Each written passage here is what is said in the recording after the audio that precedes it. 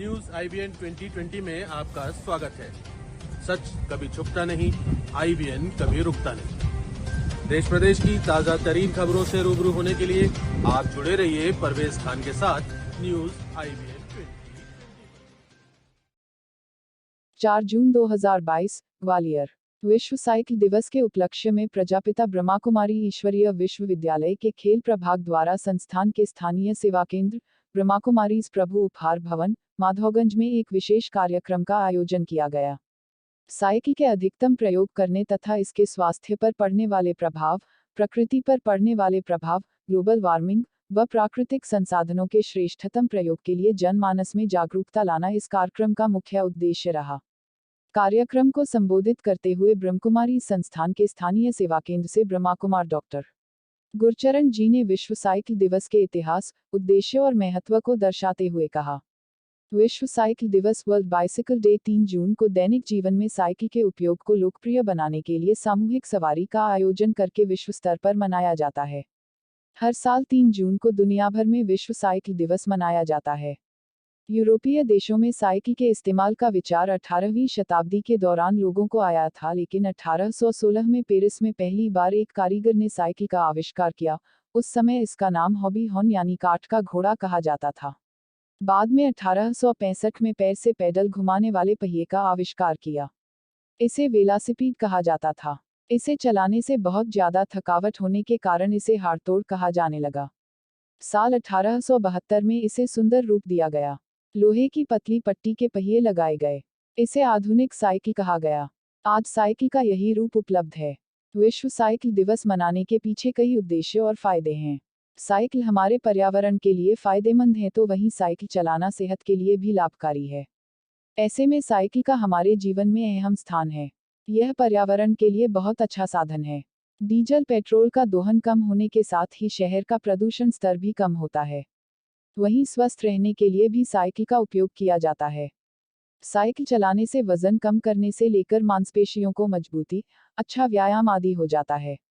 यह दिन साइकिल को परिवहन के एक किफायती, विश्वसनीय, स्वच्छ और पर्यावरण के अनुकूल टिकाऊ साधन के रूप में भी उजागर करता है, क्योंकि वे किसी भी वायु जनित प्रदूषक, धुएं, ग्रीनहाउस गैसों का उत्पादन नहीं करती हैं और यहाँ तक कि देशों के कार्बन फुटप्रिंट को भी कम करती हैं। इसी तरह के कई फायदों के बारे में लोगों को जागरूक करने के लिए विश्व साइकिल दिवस मनाया जाता है। उन्होंने बताया कि दरअसल तकनीक के विकास के साथ ही गाड़ियों का उपयोग बढ़ने लगा, लेकिन इससे लोगों की दिनचर्या पर गहरा असर पड़ा। लोगों ने समय की बचत और सुविधा के लिए साइकिल चलाना कम कर दिया, बाइक, कार आदि को परिवहन का साधन बना लिया। अतः साइकिल के उपयोग और जरूरत के बारे में बच्चों और अन्य लोगों को जागरूक करने के उद्देश्य से इस दिन की शुरुआत हुई। स्कूल, कॉलेज, शैक्षणिक संस्थानों, ऑफिस, सोसाइटी आदि में साइकिल चलाने के लिए लोगों को प्रोत्साहित करने के लिए इस दिन की शुरुआत हुई। जब संयुक्त राष्ट्र महासभा ने साल 2018 में 3 जून को विश्व साइकिल दिवस मनाने की घोषणा की, तो उनके इस निर्णय का कई देशों ने समर्थन किया। इस दिन की शुरुआत को लेकर लेस्जेक सिबिल्स्की ने कैंपेन चलाया था, जिसके आधार पर दुनिया के तमाम देश विश्व साइकिल दिवस मनाते हैं। इसके पश्चात कार्यक्रम को संबोधित करते हुए ब्रह्मकुमारी संस्थान की स्थानीय सेवा केंद्र की मुख्य संचालिका ब्रह्मा कुमारी आदर्श दीदी ने कहा कि आज के इस आधुनिक युग में हर बदलता हुआ समय एक नया परिवर्तन लेकर आ रहा है। जैसे आज से कुछ समय पहले जब यातायात के इतने साधन नहीं हुआ करते थे, तब भी सीमित संसाधनों के साथ मानव जीवन सुचारू रूप से चला करता था। लोग काम भी करते थे, स्वस्थ भी रहते थे। बल्कि स्वस्थ रहने के लिए मनुष्य जितना परिश्रम आज करते हैं, इतना परिश्रम उन दिनों में काम करने से ही हो जाता था। व्यायाम व अन्य किसी परिश्रम की आवश्यकता नहीं होती थी। व्यक्ति अपने कारोबार, दफ्तर, नौकरी या अन्य किसी भी कार्य के लिए साइकिल या पैदल या फिर सामूहिक यातायात के साधनों का प्रयोग करते थे।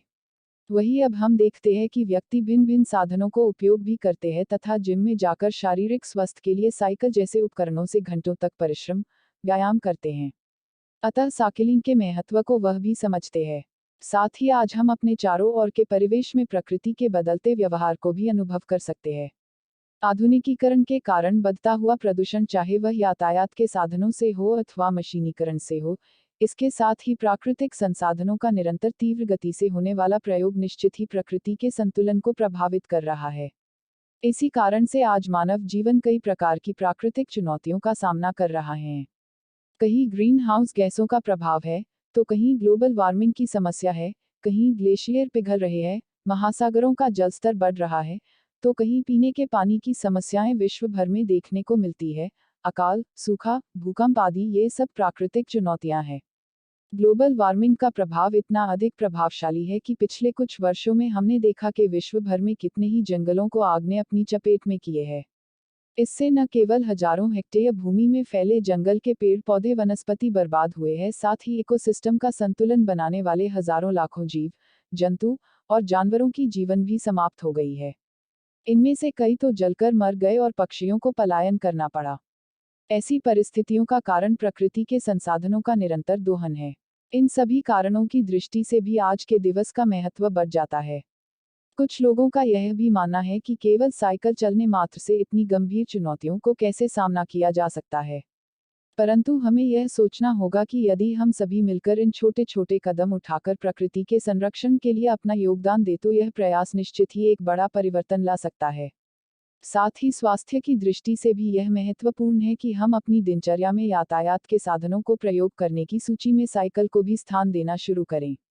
वर्तमान समय में शारीरिक स्वास्थ्य के साथ साथ मानसिक स्वास्थ्य के महत्व के विषय में बताते हुए ब्रह्मा कुमारी आदर्श दीदी ने कहा कि आज चारों ही ओर तनाव, अशांति, भय, अनिश्चितता का वातावरण है तथा इसका प्रभाव समाज में रहने वाले हर वर्ग के मनुष्य, चाहे वह बच्चा हो, बुजुर्ग हो, महिला हो, पुरुष हो या युवा हो, सभी पर पड़ रहा है।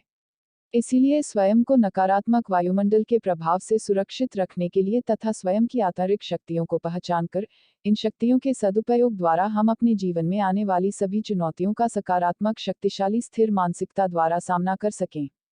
इसके लिए ही स्वयं परमात्मा शिव ने हम सभी को राजयोग की शिक्षा दी है। अपने वक्तव्य के पश्चात दीदी जी ने राजयोग के प्रभावशाली महत्व को स्पष्ट करते हुए सभा में उपस्थित सभी आमंत्रित मेहमानों को राजयोग का अभ्यास कराया। वह सभी को निःशुल्क राजयोग प्रशिक्षण शिविर, जो कि प्रतिदिन ब्रह्मा कुमारीज के सेवा केंद्र पर निःशुल्क आयोजित किया जाता है, के लिए निमंत्रण दिया। वह राजयोग के नियमित अभ्यास द्वारा सकारात्मक जीवन शैली अपनाने के लिए सभी का आह्वान किया। कार्यक्रम के अंत सभी आमंत्रित मेहमानों का अभिवादन अभिनंदन किया गया। मध्य प्रदेश ग्वालियर जिला ब्यूरो चीफ संदीप शुक्ला की खास रिपोर्ट। हमारे न्यूज़ चैनल को लाइक और सब्सक्राइब करें और बेल आइकन दबाना बिल्कुल ना भूलें। और आप देखते रहिए न्यूज़ IBN 2020।